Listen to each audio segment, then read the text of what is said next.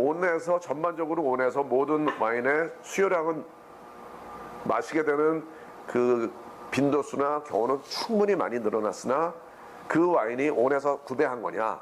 아니란 말이죠. 이게. 그래서 계속 나오는 게 콜키즈 문제가 나오는 거예요. 일단 원칙적으로는 못 가져오게끔 그렇게 지금 하고 있습니다. 이게 뭐 레스토랑도 있지만 저희한테 바 영업도 같이 하다 보니까 원칙적으로는 이제 못 가져오고 있는데 뭐 저희가 이제 뭐 어떤 이벤트성 그런 프로모션 같은 거 할 때는 뭐 어떤 특정 요일 같은 걸 정해서 뭐 와인 이렇게 좀 가지고 올 수 있게끔 하는 그런 것들도 가끔은 진행을 하고 있습니다. 원래 원칙상으로는 저희가 코르크 차지를 부과해서 받는 게 맞는데 요새 또 이제 다른 레스토랑들 보면 단골 유치를 위해서 코르크 차지 같은 경우에는 거의 서비스로 해주는 경우가 많기 때문에. 근데 안 가져왔으면 좋겠어요, 사실은. 솔직히 얘기해서. 네. 어떻게 보면 그 와인을 가져와서 마신다는 것은 그 레스토랑에 대한 어떻게 보면 믿지 못할 수도 있고요. 네. 소믈리에 대한 어떤 자존심이 상하는 거죠, 소믈리에 입장에서는. 콜키지에 의존하는 거는 자기네 이 혼을 버리는 거하고 딱 마찬가지잖아. 자기네 음식을 쫙 해서 만들었는데 그 음식하고 어떤 것이 맞는다라고 하는 걸 제시하기도 전에 손님들이 그거하고 전혀 맞지도 않는 그런 와인들을 갖고 와서 막 마시고, 이거는 사실은 레스토랑 자체의 어떤 그런 가치 문제일 수도 있거든요. 저희는 이제 코르크 차지를 허용을 안 하고 있거든요. 와인리스트에 대한 뭐 자신감도 있는 거고, 저희 요리하고 매칭되는 걸 저희들이 몇 년을 해왔기 때문에 솔직히 처음에 좀 문제가 됐어요. 손님들의 반응도 그렇고 불편하시니까. 근데 이제 어느 정도 시간이 지나면서 인정해 주세요. 인정해 주시고 특별한 아이템이 필요하신 분들도 요청을 하세요. 이런 아이템이 필요하다. 그러면 그런 걸 구해주는 것도 소믈리에도 고객에 대한 서비스라고 생각을 하고요. 단순히 무조건 안 됩니다 보다는 안 되는 데 대한 정확한 이유와 그거에 대해서 해결책을 제시해 준다면은 문화가 한 단계 좀 성숙할 수 있는 부분이지 않을까 싶어요. 한국 문화가 뭐 선물 받았고 뭐 또 단골 손님이 들고 들어오고 그러면 그거를 매정하게 이렇게 뭐 거절하고 못 마시게 하고 이렇게 하면은 한국 사회에서 상당히 좀 힘들죠. 어차피 다 이렇게 정이라고 하는 것들이 서로가 네트워크니까. 콜키즈 안 맞는데도 생겨요 이제는요. 그러니까 파사델비노도 그런 얘기를 하고, 사람들이 와인바에 와인을 들고 가니까 실제 와인바에서 와인을 판매한 양이 자꾸 줄어들거든요. 와인바에서는 이런 와인 판매량이 줄어들면 와인바가 존재할 수가 없죠. 먼저 이제 실천할 수 있는 발빠른 업장에서 먼저 가격 파괴를 하고 이것이 좀 호응이 있다면 제가 봤을 때 그런 그 소비자들이 와인을 들고 와서 마시게 되는 현상은 많이 줄어든다고 봅니다. 이거는 그러니까 소비자들이 들고 와서 생기는 소비자들의 문제가 아니라 가격이 변하지 않은 레스토랑의 온 시장의 문제였다고 생각을 합니다.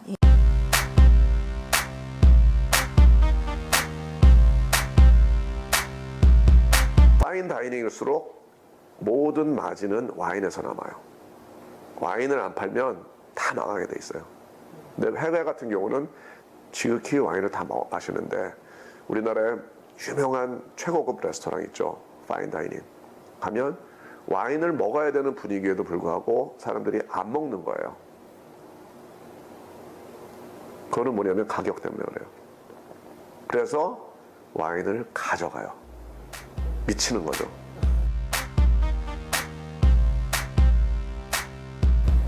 와인값이 우리나라가 워낙 비싸다. 그래가지고 공정거래위원회인가? 국세청하고 재작년에 막 싸웠잖아요.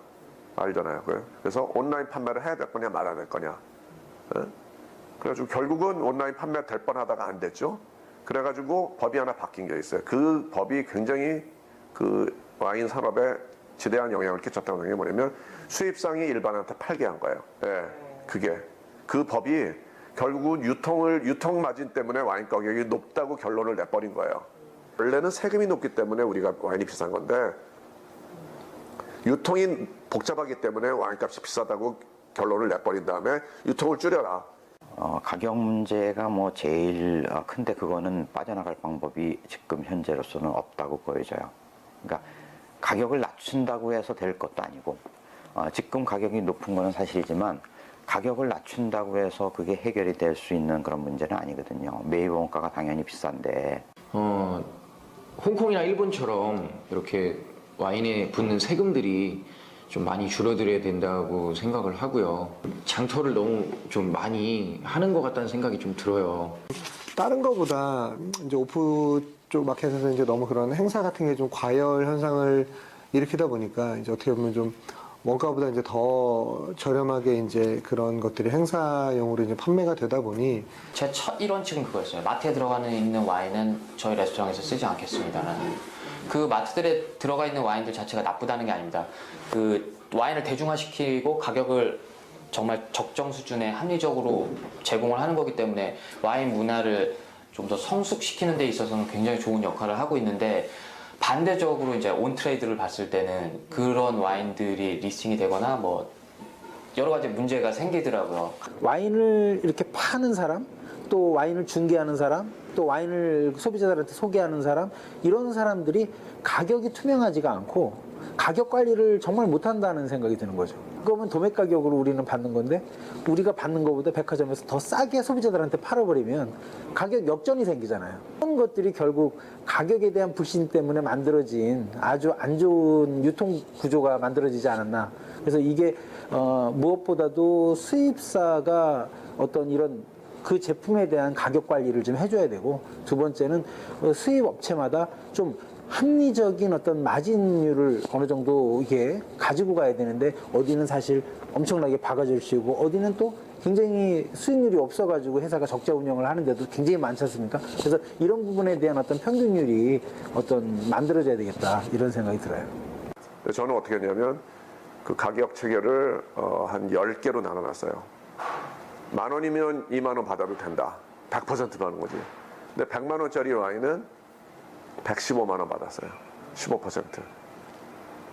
10,000원짜리 하나 팔아가지고 2만 원 받아주고 10,000원 남으나 100만 원짜리 팔아서 115만 원 받으면 15만 원 남잖아요.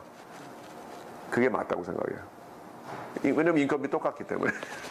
고정 인건비 똑같잖아요. 그래서 그거를 와인 공급가가 10,000원에서 뭐 50만 원 이상의 그 차별을 한 10가지를 둬서, 공급가가 적으면 와인 마진을 세게, 공급가가 비싸면 와인 마진을 되게 약하게, 이런 식으로 차등 적용을 했어요. 그래서 그렇게 쭉 로직을 만들어서 500가지 이상의 와인을 프라이싱을 쫙 했더니만은 다른 데보다 심지어는 뭐 2배 싸고 반 가격, 뭐 3분의 1 가격, 어떤 거는 뭐 30% 싸고.